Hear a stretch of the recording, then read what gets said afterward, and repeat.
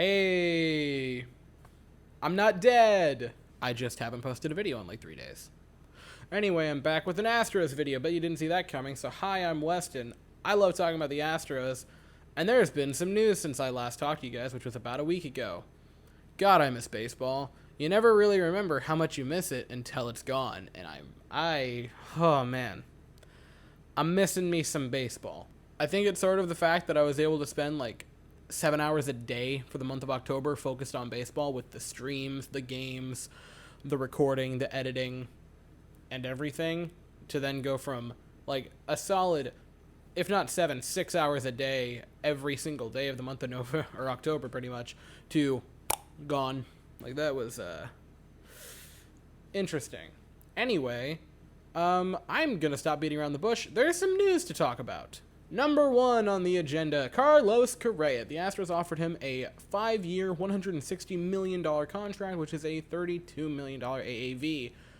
Which, now, couple things. One, this is just a starting point. This is just the Rosetta Stone for the contract negotiation. Just something to get out there to have the groundworks of something. And ironically, it makes both parties mad. And by both parties, I mean me and Carlos Correa, because that's more a year than I want to pay, and that's nowhere near the length that he wants. He's going to want 7 or 8 years. You're not going to get him with a 5-year contract, unless you're paying him like $50 million a year. And if you do that, there might be a small riot in Houston. So at least there's the start of a contract with Correa. There's been no real news on Graveman or Greinke, other than Greinke probably wants to leave and go to a National League team again, which is kind of weird because I don't think they're going to have I think they're going to have the DH next year. And Verlander has started working out again, and he's throwing like 95 off the mound in bullpen session. So, JV, hit me up, my guy. Seriously, Justin, come back. I didn't realize you'd be able to throw that hard. Please come back to us, baby. I miss you.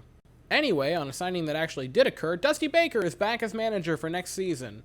I'm pretty lukewarm. I'm fine with it. I was fine with it going into the offseason, and I said that in a couple of different streams and videos. Look, Dusty managed a lot better last year than he did the year before. In 2020, I thought he was a horrible manager. I'm not going to sugarcoat it. I thought he was terrible. I thought he was bottom half. This season, I thought he was probably a top 10 manager. I think you could argue that.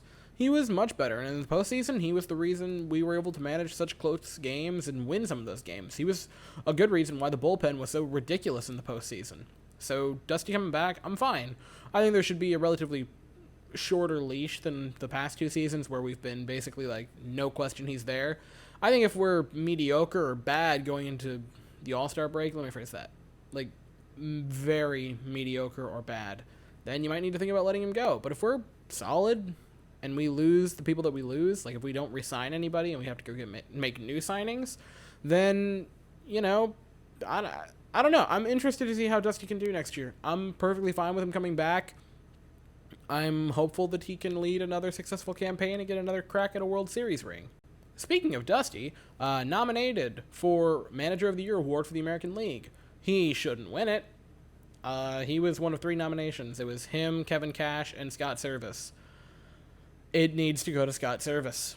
There's no question to me. If he doesn't win, it's kind of a sham. Granted, awards are already kind of a sham anyway. Speaking of awards, Luis Garcia nominated for Rookie of the Year. So that's pretty cool. It's him, Randy Arozarena, and Wander Franco, which I think it's going to be close. I think it's going to be a race mainly between him and Arozarena. I think Franco he did great. He was able to get himself a lot of votes. I just don't think he has the length of the season to go. Like, he played about the same as Jordan did in 2019, but his numbers were not nearly what Jordan's were, and his defense is not good this season. Again, he's a rookie, so you give him a pass, but it's not like he was insane defensively and had those offensive numbers where, yeah, he should probably win it, even with the smaller time sample. I don't know. I think it should probably be either Randy or Garcia. I might play favorites a little bit and say Luis Garcia, but I'm not going to be upset if he doesn't win anyway. Now, speaking of awards, though, actually, they won for the Astros already. Carlos Correa and Yuli Gold both won Gold Gloves. That's neat, I guess. I don't know. Gold Gloves are just kind of... Gold Gloves and Silver Sluggers have just kind of lost their zazz as of late. I don't know. It's just... It feels like it's sort of becoming the popularity contest that the All-Star game is. I'm happy they won. I think that's really cool. I'm super happy that Yuli Gurriel gets to have that award to put up in his, his house. I think that's awesome. I'm super excited for him. I don't know that it should have gone to Yuli. I think it probably should have gone to, like, Matt Olson of the A's, which I know it's kind of weird that an Astros fan is going up to bat for the A's, but, I'm going to call it like I see it. I thought he was probably better, but I'm ecstatic for Yuli. I'm really happy that he won. Yuli, by the way, did have his club option picked up. Shocker. So he'll be back next year. Correa probably deserved it. It was either him or you could, I don't know, maybe Nicky Lopez of the Royals, maybe Andrelton Simmons, but I'm fine with Correa getting it. He was completely robbed of it last year, so I'm not going to cry much for it. I don't know. Awards are just kind of weird. In case in point, next thing, Kyle Tucker did not win the Silver Slugger. That's all you need to know. Kyle Tucker did not win the Silver Slugger for the outfield, and he really should have. He was one of the best outfielders in the American League this year, offensively. It was just bad. It was just a bad class, man, for that. I thought Kyle Tucker was completely robbed of it. But again, I'm sort of lukewarm on awards anyway. They're kind of weird. They're just strange. I'm not going to lose much sleep over it. But anyway, that's really all that's happened in the past week, I believe. That's all I can remember. And all that I was able to find when scrolling for this video. I think I covered all the bases. I think we're good. If anything more comes out, especially signings for the Astros, I'll certainly be back for that. It's nice to talk about baseball again. Golly. You never realize how much you miss baseball until it's gone. Because, like, I've complained, and I was going to make a video of, like, we need to shorten the season. Because 162 games is too gosh darn long. You need to make it, like, a 130 or a 120 season. And I'm like, oh, I miss baseball. Like, ironically, now I'm missing it, man. I want it to be April.